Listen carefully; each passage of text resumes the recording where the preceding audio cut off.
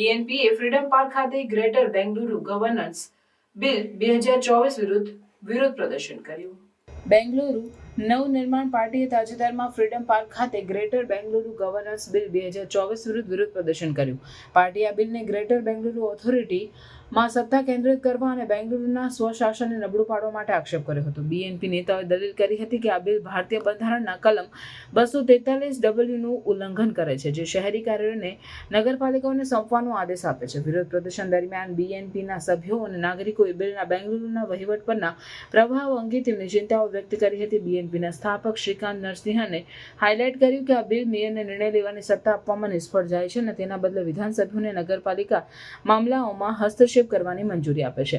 પાર્ટીએ online petition પણ શરૂ કરી હતી અને મુખ્ય નિર્ણયકારોને 23 માંગણીઓ રજૂ કરી હતી. બીએનપીના નેતાઓએ શહેરી વિકાસને પ્રાથમિકતા આપવા અને પારદર્શકતા સુનિશ્ચિત કરવા માટે મેટ્રોપોલિટન પ્લાનિંગ કમિટીના મહત્વ પર ભાર મૂક્યો. તેમણે દલીલ કરી હતી કે બિલની જોગવાઈઓ બ્યુરોક્રેટિક અવરોધો અને રાજકીય હસ્તક્ષેપ તરફ દોરી શકે છે, જે બેંગલુરુના વિકાસમાં અવરોધરૂપ છે. આ વિરોધ પ્રદર્શનનો ઉદ્દેશ્ય સ્થાનિક શાસનને સશક્ત બનાવવું અને શહેરની સ્વાયત્તતાને જાળવવું હતું. ફ્રીડમ પાર્ક ખાતેની રેલી બીએનપીના ગ્રેટર બેંગલુરુ ગવર્નન્સ બિલના વિરોધ માટેના વ્યાપક અભિયાનનો ભાગ હતી. પાર્ટી નાગરિકોને જોડવા માટે બંધારણના સિદ્ધાંતો સાથે સંકળાયેલા શાસન મોડેલ માટે વકીલાત કરવા માટે તેના પ્રયાસો ચાલુ રાખવાની યોજના ધરાવે છે. આ વિરોધ પ્રદર્શન બેંગલુરુમાં જવાબદારી અને નાગરિક કેન્દ્રિત શાસન માટે વધતી માંગને રેખાંકિત કરે છે.